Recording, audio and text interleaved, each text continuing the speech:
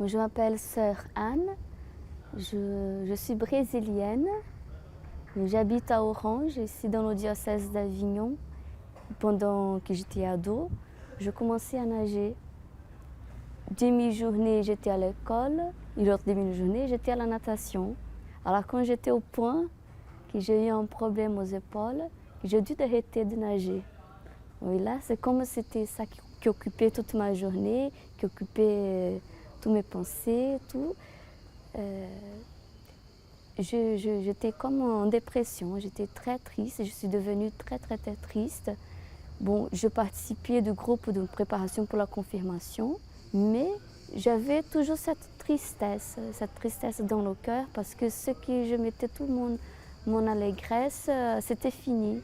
Et c'était dans une rencontre, un jour de la Pentecôte, où ce groupe est allé à participer d'un grand rassemblement.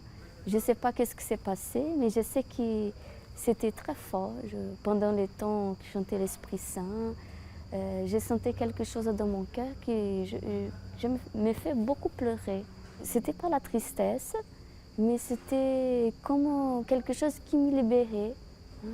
Et après, j'étais tellement contente que tout le monde disait « Regarde le visage d'Anne, elle a changé, regarde qu'il est beau ». Tout le monde disait comme ça. Et après, j'avais un peu honte, mais c'était vraiment fort. Et à partir de ces jours-là, je suis vraiment engagée à participer de ce groupe. C'est ça qui m'a fortifiée. Mais il y a eu quand même les étapes. Il n'y avait pas toutes les choses que je suivais. Il toujours m'appelait « Allez, viens au chapelet, viens au chapelet ». Je pensais « Mon Dieu, moi, aller au chapelet, prier le chapelet, ce sont des choses des vieux. Ah, délivre-moi, Seigneur, je ne veux pas ces choses-là ». J'y vais, on va voir qu'est-ce que ça donne.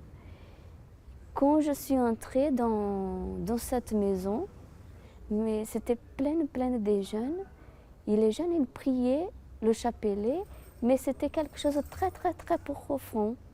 Alors, je sentais dans l'air une paix c'était la première fois que je vis. Et tout le monde priait, était dans l'intimité avec le Seigneur, avec Marie.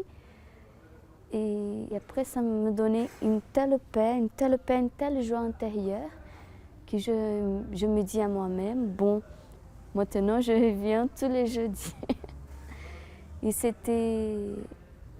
Et dans tout mon cheminement spirituel, c'était cette rencontre avec Marie